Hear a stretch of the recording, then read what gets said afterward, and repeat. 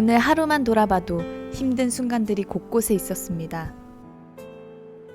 1년을 돌아보면 전체적으로 행복했다기보다는 두려움과 불안의 시간들을 잘 참고 견뎌냈다는 안도감과 후련함이 먼저 듭니다.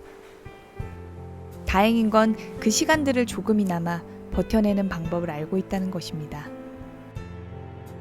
커피를 마시거나 따뜻하게 데워진 물로 목욕을 하거나 당을 채우거나 여행을 떠나거나 이처럼 스스로에게 힘을 줄 수 있는 방법으로 잠깐의 위안을 얻을 수 있고 적극적으로 나를 힘들게 하는 것들과 싸우거나 무시하거나 아예 새로운 길을 찾아 떠날 수도 있습니다. 단 우리가 어른이라면 불행, 실망, 불안, 두려움, 좌절과 같은 삶의 그림자들은 나이를 불문하고 찾아옵니다. 이런 단어들의 뜻도 아직 잘 이해하지 못하는 아이들에게까지 말이죠. 우리는 어떻게 그 시간을 지나온 것일까요? 그리고 지금 아이들은 어떻게 그 시간을 견뎌내고 있는 것일까요? 10살의 소녀 오피리아의 세계는 어둡습니다. 스페인 내전 마쿠라는 시대가 주는 두려움, 자신에게 호의적이지 않은 의붓아버지와 앞으로 함께 살아야 한다는 불안감, 의지가 되지 않는 어머니에게서 비롯되는 외로움, 현실 세계에서 기쁨을 찾을 수 없는 오피리아에게는 다른 세계가 있습니다. 현실의 불안감과 미래에 대한 두려움이 소환해낸 동화책 속 세계입니다. 이제부터 오피리아는 자신이 주인공인 세계에 대한 이야기를 씁니다. 오피리아는 기억을 망각한 지하 왕국의 공주가 됩니다. 달처럼 보이는 어깨의 자국은 내가 공주라는 증거가 됩니다. 공주가 되는 길은 물론 쉽지 않습니다. 세 개의 관문을 통과해야 합니다.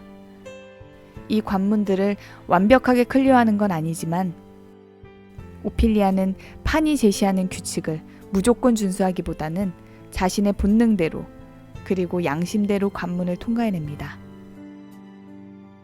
그리고 마침내 오피리아는 아버지와 어머니를 만나 공주가 됩니다.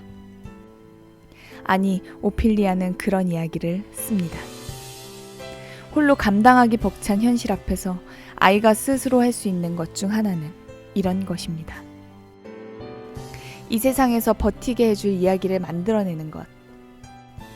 어쩌면 정말 판이 오피리아에게 나타난 것일 수도 있습니다. 판, 요정, 두꺼비, 눈알괴물까지 모두 존재하는 것일 수도 있겠죠. 중요한 건 오피리아처럼 우리도 어린 시절 이런 이야기를 써내려간 기억이 있다는 것입니다. 아이의 눈으로 납득하기 어려운 세상을 만났을 때 이를 스스로 설명해내기 위해 만든 이야기들. 어른들은 무시하지만 나에게는 절대적으로 필요했던 세계. 그때 현실조차 그 세계를 위해 존재할 뿐이었습니다.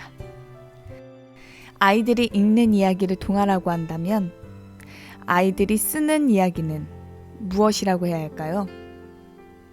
오피리아가 쓴 이야기는 잔혹한 동화도 기이한 동화도 아닙니다. 그대로 한 인간이 쓴 서사입니다. 오피리아는 자신의 이야기를 해피엔딩으로 마무리 지었기 때문에 죽어가면서도 웃을 수 있습니다. 그렇지만 남아있는 메르세데스는, 그의 동료들은, 그리고 어른이 된 우리들은 웃을 수 있을까요?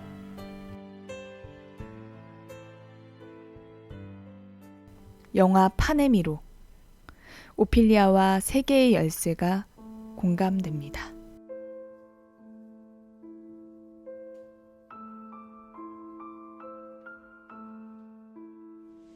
¿Sabes alguna, Nana? Solo una.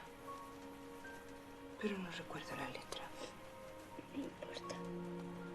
Quiero escucharla.